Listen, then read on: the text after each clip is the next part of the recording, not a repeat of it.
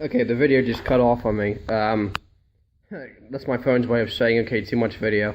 So that's the 316. Now, I'll give you another update video on some of this other stuff. Real quick, this is just my little Honda Quadra Cut push mower. We've had this for probably 10 years now. I had it from my old house and used this to mow the whole lawn because we lived on maybe half an acre. I'm just rebuilding the carburetor on it right now, waiting for new gaskets and stuff to come in. A lot of gaskets and stuff that have to slide in between the carburetor and the bolts and everything.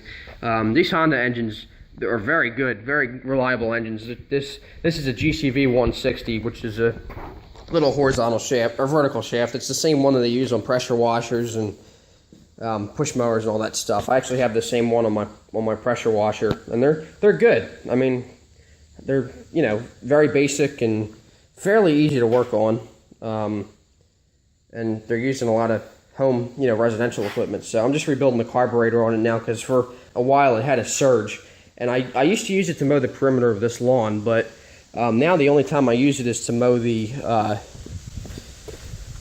little patch of grass right there inside the fence, because I don't have a tractor that'll fit through there. I used to use my LX 176 with the bagger to mow that because it would fit right through the fence, but you know, that tractor's long gone. It was a nice little tractor, but that's long gone. So I'm just rebuilding the carburetor on this now, trying to figure out how to adjust the jets, even though there's really not much of an adjustment. I'll get it all buttoned back up, it'll be fine. And the 210, everyone's favorite. It may look a little different to some of you guys. Probably the most noticeable difference is the Carlisle True Power tires. I finally got them mounted up. I took my spare set of rims that I got off my friend Jimmy, who I tell you guys about all the time. John Deere 318 guy, he's awesome. Go check him out. I met him up a few months ago, and I picked up these rims that were mounted on an old set of turf tires from a 214. Spent a little time. I sanded the rims down, took the tires off. I primered and painted the rims yellow again, and then took it to the tire shop and had them mount my new True Power tires on it, the nice aggressive lug tires. For the garden tractor pulling club, that's the biggest size tire they allow, the 23-inch tires. I don't know why they don't let you go any bigger, because most guys like to run bigger than that. I don't know why, but I think they look really nice. I mean, that was one upgrade I wanted to make to this tractor since I got it, was put lug tires on it and make it look more like a, you know, heavy-duty garden tractor. I mean, when I had this tractor, if any of you guys have been around long enough to remember my oldest video of this tractor from 3 years ago, all I had on it was a 39-inch deck and turf tires, and that was it. So I have done lots of upgrades to this thing, you know, new parts and stuff. I bought this extra sheet, and I sanded off the old sandpaper. Since the sandpaper grips I put on were coming off anyway, I half-assed it when I restored this tractor, and I just kind of applied it right over top of the sandpaper that was already on it. So I sanded that all off, and I figured, well, you know what, why don't I just redo this whole thing? So I sanded all this down with my wire wheel. I sanded all this down and primered it and made it look real nice with fresh coats of green paint and everything, and it shines real nice. I wanted to make it match the rest of the paint that I put on this tractor in the past, especially on the side panel, since that's nice and shiny. And I might actually redo the hood yet again, because these fiberglass hoods suck, and you can see what a couple branches did. The 316 is my main worker, so the 210 won't be as much of a worker. It'll be more of a pulling tractor, and I have some other jobs for it. I actually bought a power flow bagger for this tractor back in early May. I actually picked it up for $100. I got a good deal on it off of Craigslist and picked it up, and it happened to be for a 46-inch deck. It had all the equipment except for the only thing I had to buy for it was the piece that actually mounts the bagger assembly to the back hitch plate. But other than, I mean, for $100 for a 46-inch deck too, since those power flow kits aren't that common anymore, that was a good deal. But I might show that later. I have it sitting in the shed. We drilled some holes in my other 46-inch deck and mounted it up, and I'm just keeping it in the shed right now. I think this will be my leaf pickup tractor in the fall when the grass clippings get real bad and the leaves start falling down and everything's a mess, and I have to keep going back and making big windrows and stuff. So I took the clutch apart because I was having trouble with the brakes. These later 200 series use a clutch brake system instead of, you know, the left pedal's the clutch and the right's the brake. like the older ones used to. This is a later one. This is an 83 model, so it has the clutch brake on the left pedal. And usually what it's supposed to do is apply the clutch, disengage the drive belt, and then if you push it down all the way, it engages the brake. The brake material was worn and a little bit out of adjustment, so I took it all apart. I took the variator out even because I couldn't get it to run quite right. I couldn't get it to drive right. I made some adjustments and stuff, and it still wasn't working the way I wanted it to. So I took that all apart. I actually never had the variator out before, but I dropped it out. I take this bolt out and then undo all the linkages, and it just drops out. And this garage looked like a mess. I thought, oh man, what am I going to do with this thing? But I, lubed it up and everything, made sure it worked okay, threw it all back under there and tested it out, and it works fine. So that saved me some money and some trouble too.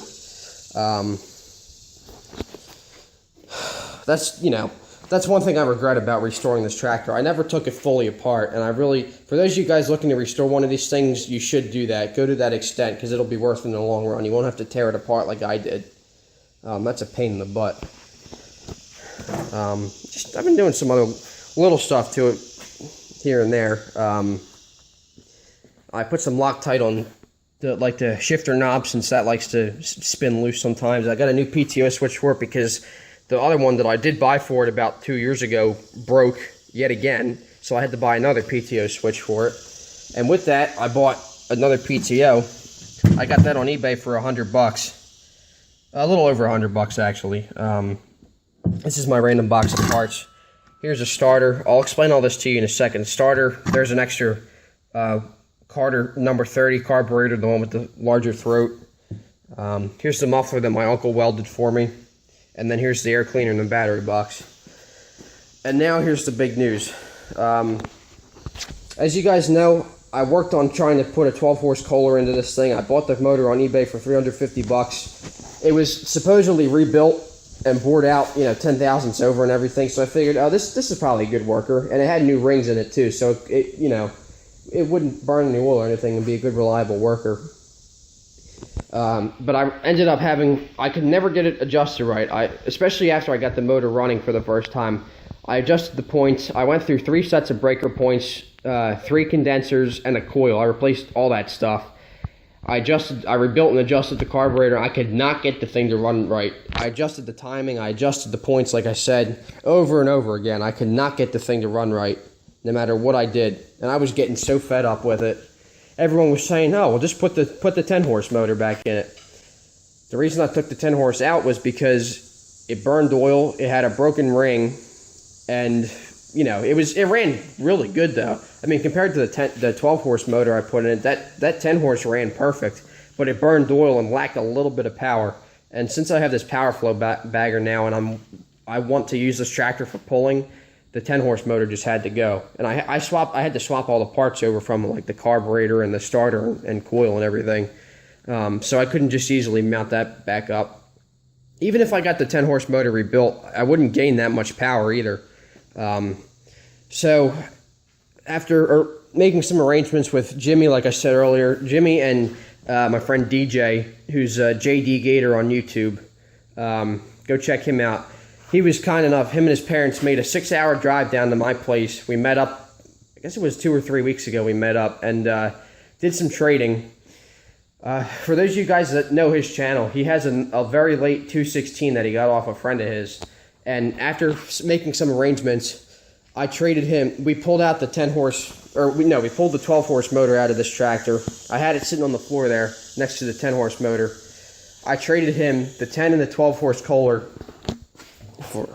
The side panels aren't bolted on. I hope they don't fall. Yeah, there you go. I traded him both of those motors for a good running 16 horsepower K341 Kohler out of his 216. His 216 is a very late model. It was a 1987 model, which is the last year that they made these 200 series. So, and it had been sitting for a little while, but the motor, mechanically, there was nothing wrong with it. And he just decided to use it as a parts tractor. So I said, hey, you want to do some training? I'll take the motor. And he offered to, tear apart and check out the 10 and 12 horse motors for me. So I think it was a fair trade. I got an original running 16 horse Kohler. It runs very good. That's the carburetor off of the originally off the 10 horse motor and then off the 12. I cleaned it, and I've been trying to adjust the jets. That's a model 26 carburetor. And then this is a 30 carburetor, which has the right throat. It has a bigger size throat, so it lets more air in. And because this is a smaller carburetor here, it doesn't run quite right, but I've been making some adjustments to it per the manual and things like that, and I have gotten it to run almost perfect. I mean, I let this thing run for about an hour even, just to make sure there's nothing wrong with it. He had someone look over it, replace the points before I got it, replace the points, and the reason I had to use this carburetor was because the throttle shaft on the other one was worn, and I figured, well, I have another working carburetor, so instead of messing with this one, I'll just use the other one. So I threw that on there, and sure enough, she runs really good. Has a very slight occasional miss, but it's nothing near as bad as the K301 ran. You can see, I mean, it's got wear and stuff. It's rusty, but very clean original. This actually has a plastic flywheel screen too, unlike the other two. Also has a original plastic fuel pump. I don't know if you can see that. I had to replace the pump on the 12 horse motor because the pump was going bad. I swapped that pump from the 10 horse motor onto the 12, and I ended up replacing the pump to begin with. And I realized that they went from metal to plastic pumps, and this is an original plastic pump. So it was sometime in the mid 80s they switched from metal to plastic. But original coil, condenser, new points. This actually isn't quite strapped down tight enough. It does shake a little bit. I'll have to just bolt that down. I swapped my spark plug wire over brand new spark plug wire from the other motor. Starter cable, my interstate battery. I also got new battery cables. I did everything I could to troubleshoot and eliminate any problems when I had the 12 horse motor, and the thing decided to be a pain in the ass, and I decided to just get rid of it and give it to someone who would know what to do with it, or would have the time to mess with it, because I really don't have the time to tinker. I thought it would just be an easy swap, but of course it didn't. DJ also gave me an extra Nelson muffler. It has a couple little pieces of metal in it from something, so when it runs, sometimes you hear it clinking around and everything, but it's nice and quiet. Only blows a little bit of smoke on startup, and sometimes when you throttle it up, but it doesn't really burn much oil, if any. Pull the dipstick out, you can see the oil's pretty clean for the most part, and the oil level hardly moves, so it really doesn't use that much. Motor could use some paint at some point, but I really don't care. It's meant to run and get hot. But now it has a 16 horse Kohler in it, so it's really a 216. So we put the motor in when Jimmy and DJ were down. We dropped this motor and got it running and everything, and brought it down to a fair, not my county fair, but another fair in another county. The one that has the most tractors, actually. That's the one we always have fun at. We brought them down there. We brought our tractors down there. I brought the 210 with this motor in it. DJ brought his 212 that he restored, his 81 212 that he restored. Go check out his channel. You'll see videos. He's got update videos of it. He put hydraulic lift and lug tires and everything on it. Runs real nice. Had the motor rebuilt and everything. So he brought his 212 down, and then Jimmy brought down his 89 318, his one worker tractor. He's got two 318s. Go check out his channel too. He's got 322s now, and he's got all kinds of stuff. He came down with his truck and everything, and we hauled our tractors down there and parked them in a trio at the fair next to each other, which was kind of neat. And then, actually, when we unloaded it off of my truck, just my luck, the starter crapped out. I kept turning the key. It would, let's see if it'll do it here. I replaced this ignition switch a while ago too. That was another step I took in making sure that everything was working okay. I replaced the ignition switch and battery cables, and then the solenoid would just click and click and click. So we were trying to mess around, figure out what's going on with it. I figured maybe the battery was dead, so I swapped the battery from the 316, and that still didn't help. Long story short, we hooked it up to Jimmy's 318, and I put it in gear and let the clutch out, and sure enough, this thing fired right up. And I had no idea you could actually pull start these things. So now when I pull start this tractor, or when I start this tractor, that's how I have to do it. My grandfather hops on the 316, and I tow it behind him in fourth gear, let the clutch out, and turn the key on, and she fires right up. Usually it fires right after it starts cranking, which is great. Real reliable, and it runs good too. I really wish you guys could see a video of this thing running, but it's too much trouble to tow it out and hook it up and start it and everything. So DJ felt bad, so he's sending me, after some negotiating, he's sending me a new starter, or another starter that he had. I'm going to throw that on, and that should work. And I have the starter off of it right here.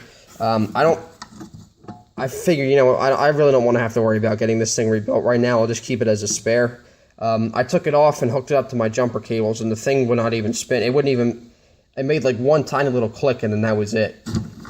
I figured, yeah, that thing's probably junk.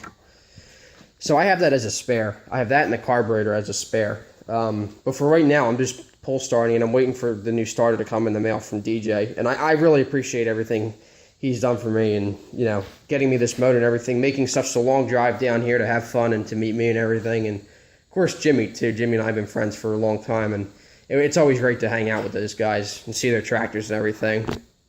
We'll probably get together like that in the future again, go to a plow day or something. That'll be fun. But I hope to have a lot more videos of this tractor once the 16 horse gets, all tuned in, running good, and I get the starter in it and everything. Get the new PTO hooked up too. The funny thing on the K301 was the crankshaft must have mushroomed out or something, because it was way too big to fit this PTO. As soon as we put the 16 horse motor in, I slid this PTO on the shaft and hooked it right up. So something was wrong with the crank on the other one, and we were filing it down and everything, trying to figure out why it wouldn't fit, and it was just, the crankshaft was 0.006 of an inch too big to fit the PTO for some reason. So that was another problem we had with it, and I don't know how it mushroomed out to that size, but I didn't want to have to grind it down because that would take a lot of grinding and filing. But yeah, now I got the 16 horse motor, and I have the mule drive hooked up, and I have the little bolt on the threads inside the crankshaft aren't worn, so I have that little bolt sticking in there. And everything, everything works good. I put new rubber mounts on it when I put the old motor in, and when I did the front two when I first restored the tractor, and then I did the rear two this past fall when I put the 12 horse in. So the motor mounts are good. So this 16 horse motor, these are known to shake a lot, but this one doesn't shake too bad. Yeah, these usually just shake at idle, but you just have to turn the idle jet up a little bit so it goes faster. But yeah, she runs good. I'll have another video of this thing running, but I have to get the starter in the mail from DJ first. So that's where the 210 stands right now. I'm hoping maybe I can get it all finished and back together for the last garden tractor pull of the year, which is the first weekend in October. You see my sleeve hitch there and everything. There's my heavy-duty all-purpose tires there, the all trails. Put them back in the corner there. That's where my 43 blade used to sit, and I actually, as part of the deal, I actually sold DJ my 43 blade for this tractor.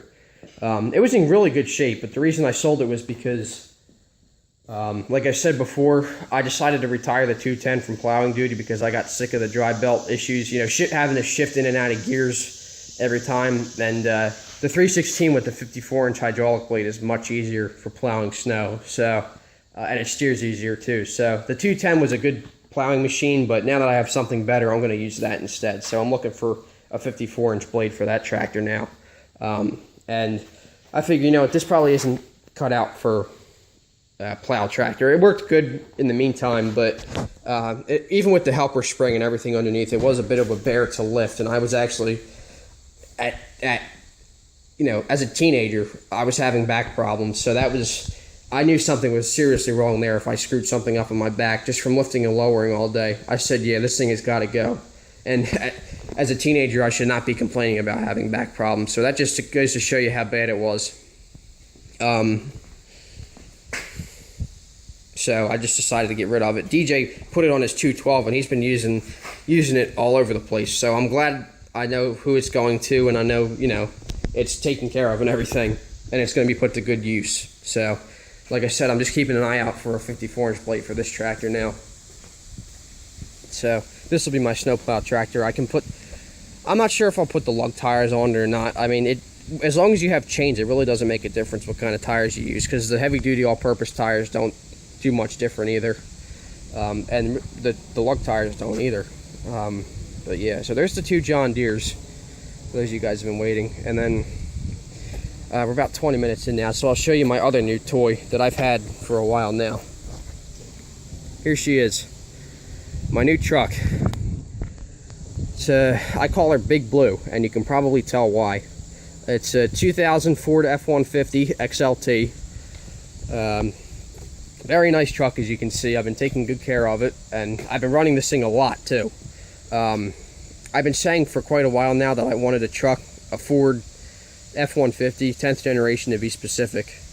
And it took me a while of searching to find the right one. I actually looked at 2 other ones before this one, went to check them out, and both of them ended up giving us problems. One of them had a bad electrical problem, and the other one turned out to be someone's plow truck, beater truck, that we never knew, and it had a huge dent in the tailgate, so we ended up not getting it. I mean, I might make another in-depth video of this truck in the future as I make upgrades and stuff to it, but right now, as you see it, this is basically how it came. But I've always been a Ford guy. I get it from my mom's side of the family. My grandfather and my uncles would kill me if I got a Chevy or something else, but as long as it's a Ford or Chevy, it couldn't be a Dodge, though. I can tell you that. It could not be a Dodge. But, you know, the Ford F-150 is the best-selling truck in America, so, and Ford is, you know, very popular American company, and my grandfather's had good luck with them for years. And my uncle, when my uncle used to race, he used to run Ford engines in his sprint cars, while all the other guys ran Chevy engines, so, and he used to win most of the time with the Ford engines too, so that goes to show you something.